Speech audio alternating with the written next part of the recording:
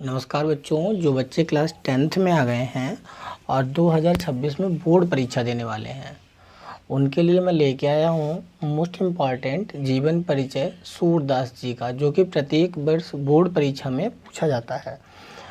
तो चलिए देखते हैं। भक्तिकालीन महाकवि सूरदास का जन्म रुनकता ग्राम में 1478 ईस्वी में पंडित रामदास जी के यहाँ हुआ था। ठीक है, तो जो सूरदास जी का जन्म था वो रुनकता में और 1478 ईस्वी में हुआ था। कहाँ हुआ था? पंडित रामदास जी के यहाँ हुआ था। आगे बेटा, पंडित रामदास शाश्वत ब्राह्मण थे। जो पंडित जी थे रामदास जी, वो शाश्वत ब्राह्मण थे। कुछ विद्वान सिही नामक स्थान को सूरदास का जन्म मानते हैं। मतलब सूरदास जी के जन्म स्थान में मतभेद है, किसी को पता नहीं है कि कहाँ हुआ था, तो लोगों ने अपना अपना मत दिया है।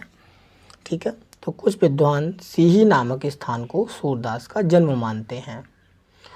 सूरदास जन्म से अंधे थे। आप सभी पता है सूरदास जी जन्मांध थे, मतलब जन्म से अंधे थे। इस संबंध में भी विद्वानों में मतभेद है। मतलब जो सूरदास जी थे अंधे थे या नहीं थे, उसमें भी विद्वानों में मतभेद है। विद्वानों का कहना है कि, आगे देखिए,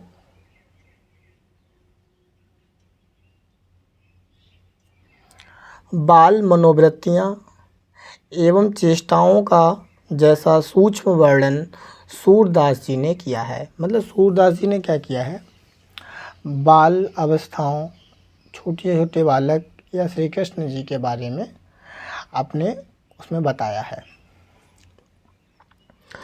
वैसा वर्णन कोई जन्मांध व्यक्ति कर ही नहीं सकता। मतलब विद्वानों को ये लगता है कि जब वो अंधे थे तो वो एकदम ऐसा प्रकट कैसे कर ले रहे हैं कि जैसा रियल में होता है, रियलिस्टिक। तो इसीलिए विद्वानों में मतभेद है। इसलिए ऐसा प्रतीत होता है कि वे संभवतः बाद में अंधे हुए होंगे। मतलब विद्वानों को लगता है कि उन्होंने देखा है बाल रूप या बालकों का वो क्या कर रहे हैं, वो देखा है अपनी आँखों से, इसीलिए वैसा उन्होंने अपने ग्रंथों में लिखा है।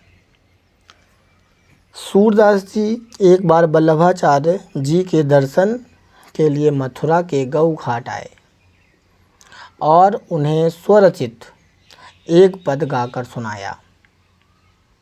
वल्लभाचार्य ने तभी उन्हें अपना शिष्य बना लिया। मतलब जो वल्लभाचार्य थे वो क्या थे? सूरदास जी के गुरु थे। वल्लभाचार्य ने उन्हें श्रीनाथ मंदिर की कीर्तन भार सौंपा।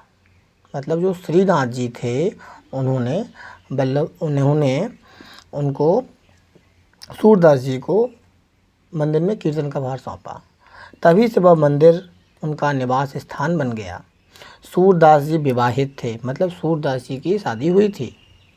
इससे पहले वे अपने परिवार के साथ रहते थे। मतलब पहले वे अपने परिवार के साथ रहते थे। आगे देखते हैं। वल्लभाचार्य जी के संपर्क से पहले दीनता के पद गाया करते थे। बाद में अपने गुरु के कहने पर कृष्ण लीला का गान करने लगे। मतलब बाद में ये इनके गुरु ने बताया कि आप कृष्ण जी की लीला का गान करिए, तो इन्होंने कृष्ण जी की लीला का गान किया। इनकी मृत्यु 1583 ईस्वी में गोवर्धन के पास पारसौली नामक ग्राम में हुई थी। ठीक है, 1583 में ये स्वर्ग सिधार गए। इनकी प्रमुख रचनाएं हैं सूर सागर, सूर सारावली, साहित्य लहरी। तो आप 10th वालों अच्छे से इसको लिखिए और याद करिए, बोर्ड परीक्षा में अच्छे नंबर लेके आइए। Thank you so much.